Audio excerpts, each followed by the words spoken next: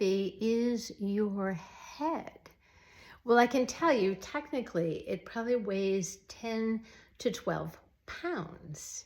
But here's the deal. That's only true if it's sitting on top of your shoulders. If you have a tendency for your head to be coming forward, it gets heavier and heavier. So around here, it's around the head. Your head is the equivalent of 20 pounds.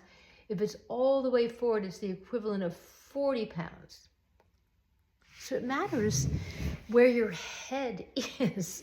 And a great place to leave your head is just, kind of right on top of your shoulders, right? So for me, I feel like my chin is going down, right? So that I know that if my chin starts to creep up, I'm starting to get into trouble. And I have to tell you, I noticed this, little old ladies that are like this. You know them, right? And everything's collapsed, right? Little old ladies. But I'm a little old lady, but I'm not collapsed.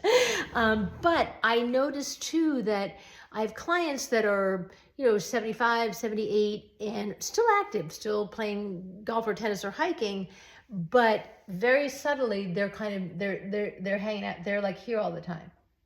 They're not here, they're here.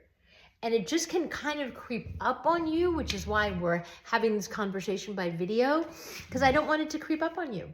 I want you to stay aware, right? So one of the things I like, there's different ways of testing it. So I already mentioned kind of the chin down idea. I like to put my hand back here. So I'm just sort of taking a hand and putting it and sort of grabbing my skull with my hand.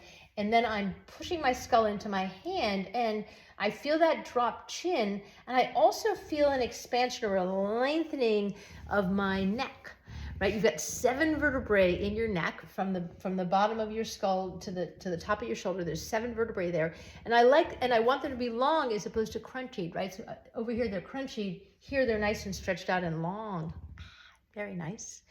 Another way to think about it, here's the subtlest way, is that if you go like this, you've got a floating bone. So go like that, you'll feel a floating bone. It's called the hyoid bone, and it floats. It actually helps to keep your tongue in place and things like that.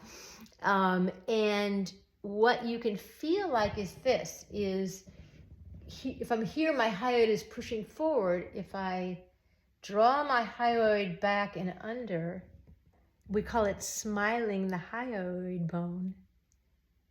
I'm in this beautiful place. It feels so comfortable to be here. So where's your neck? Think about your neck. How heavy is your head?